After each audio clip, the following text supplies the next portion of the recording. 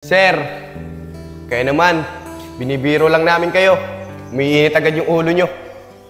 Kaya nga sir, binibiro lang namin kayo eh. Nagagalit agad kayo. O siya, sige na.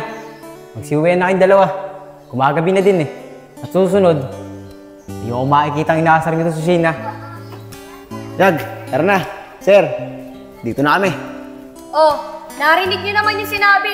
Magsauwi na kayo! Sige po, sir. Magandang gabi po ulit. Ano sir? Tol, tignan mo nga naman ang pagkakataon, no? Kalahin mo dumating pa yung pulis na yun. Kaya nga Yayag, tama ka nga. Mukhang magiging karibal ko yung pulis na yun. Yung kay Shane. Ano ka ba naman? Kayang-kaya mo yun. Ikaw pa ba? Tara. Shane, kapag inasar ko ulit ng dalawang yun, huwag kami magsabi sa akin ha. Lalong-lalo na yung matakad na yun. Sige, Iber. Maraming salamat sa iyo Pero, hayaan mo na lang yung dalawang yun. Mga bata pa lang kasi kami. Mga asar na sila. Iber, ano nga pala yung sasabihin mo sa akin kanina? Di ba sabi mo, pagbalik mo, tsaka mo sasabihin sa akin? Shane, gusto ko sana sabihin sa'yo kanina. Gusto ko taligawan. Kaso, baka may magalit pag ginawa ko yun. Ano? Manliligaw ka kagad sa akin? Eh, kakikilala pa lang natin Tsaka, hindi ko pa lubusang kilala ang pagkatao mo. Baka mamaya may girlfriend ka na. Sige Shane, handa naman ako maghintay. Tsaka, wala akong girlfriend. Kaya wala kang dapat pag-alala sa akin. Sige, Iber. Maiwan na muna kita. Papasok na ako sa loob. Marami pa kasi akong gagawin sa loob ng tindahan Sige Shane, mauuna na din ako. Magabi na din kasi. Tsaka, malagi pa yung uuwian ko. Susunod na araw, babalik ulit ako sa'yo. Sige, Iber. Mag-iingat ka.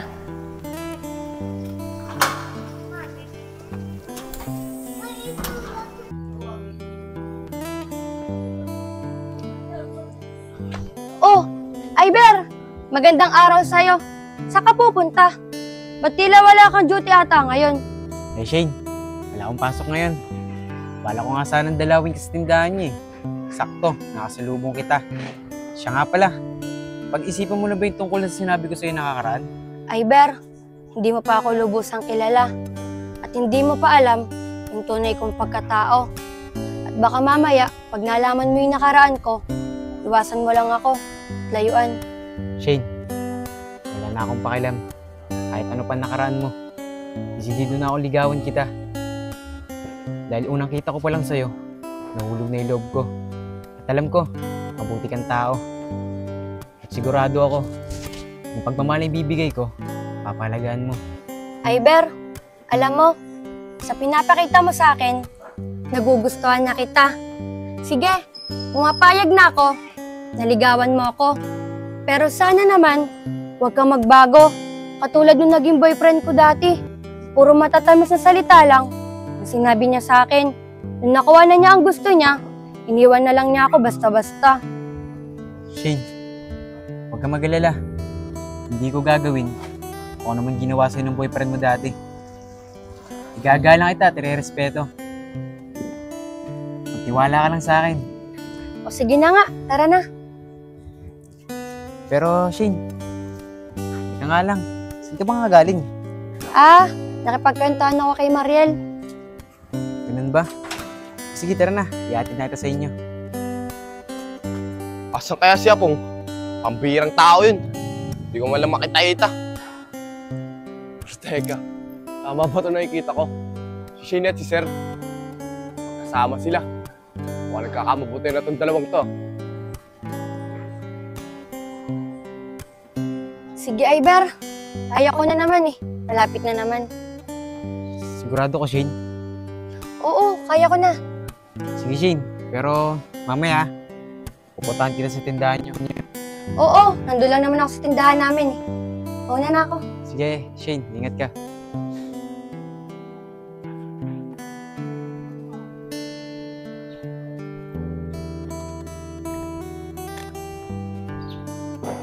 Hoy! Ang ginagawa mo dyan? Wala po, sir. Naantay ko lang po po siya po. Siguraduhin mo ha. Baka mamaya, may gawin ka diyang kalokohan. Wala po sir akong gagawin na kalokohan. Naantay ko lang po talaga siya pong. O sige na, wala ako sa'yo.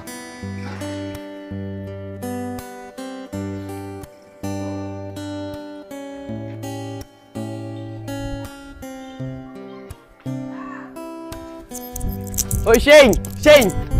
Oh, ano naman yung yayag? Siguraduhin mo lang maganda yung sasabihin mo, Nakita ko kayo Magsama kayo ni sir. Mukhang nagkakamabuti na kayong dalawa Talagang ikaw, lahat na lang, napapansin mo. Ano naman pakialam mo kung nagkakamabutihan kami dalawa ni Iber? Dapat, labas ka na doon. Labas ka na doon. Paano kaya kung malaman ni sir na may anak ka na? Sigurado ko, titigilan ka na noon. Ha ha ha, ano nakakatawa doon? Kahit malaman ni Iber na may anak na ako, mamahalin pa rin niya ako. At hindi magbabago ang pagtingin niya sa akin. Kaya ikaw, tigilan mo nga ako dyan. Ano Shane? Mamaling ka niya? Hindi totoo yan. Binobola ka lang nun. Paano kaya kung malaman ni sir na may anak ka na at ang ama ng anak mo ay si Apong? Tatanggapin ka pa kaya niya? Ano? Paano mo nalaman na ang tatay ng anak ko ay si Apong? Aba Shane, baka nakakalimutan mo. Magkaibigan kami ni Apong. At alam ko ang lahat. Kaya Shane, ito ang tatanda mo Walang lihim ang hindi nabubunyag. Ikaw talaga, kahit kailan, napaka mga asar mo. Ikaw, tigilan mo lang ako Oh, sinasabi ko lang naman yung totoo Siya pa yung nagalit. Ang hirap naman kapag walang trabaho. Kahit pang merienda ko, wala akong may dukot sa bulsa ko. Tama-tama. Ay si Oscar, Pakialam nga sa kanya. Tol, kamusta? Himala, hindi mo ata kasama yung mga asar ngayon. Si Ayag ba? Kanina ko pa siya di nakikita Pero tol, pabayaan mo na lang yun. Alam mo naman yun Kaligayahan niya naman pangkasar. Pero tol, may extra ka ba dyan? Peramin mo naman ako. Tol, hindi muna kita mapapahiram.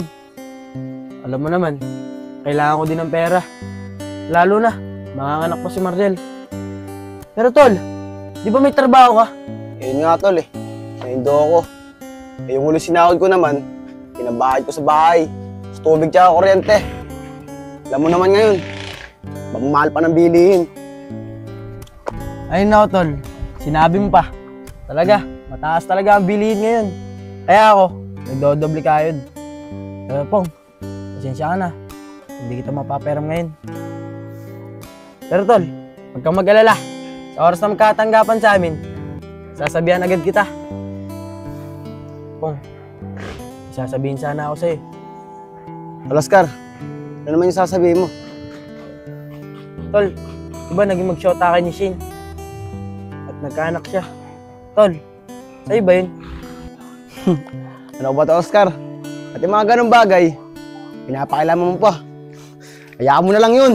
Tol, buti nakakita kita. Isasabihin ako sa'yo. Pero mamaya na lang pala.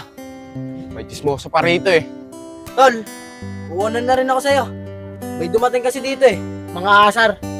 Baka mamaya, makapatulang pa yan. Ito na ako, Tol. Sige tol, ingat ka. Oh, ano na naman yan? Siguraduhin mo Maganda yung sasabihin mo. Tol, kanina, nakita ko si Shane at si Sir. Magkasamaan sila. Mukhang nagkakamabutan na nga yung dalawa Pero tol, may naisip akong paraan. May naisip mong paraan. Tol, ganito kasi yan. Di ba? Hindi pa alam ni Sir na may anak si Shane. Sigurado ako, pag nalaman ni Sir yun, lalayuan niya si Shane. Tsaka, tol, ito na ang tsansa mo para magbalikan na kayo ni Shane. May utak ka rin pala paminsan-minsan. Tama nga yung naisip mo.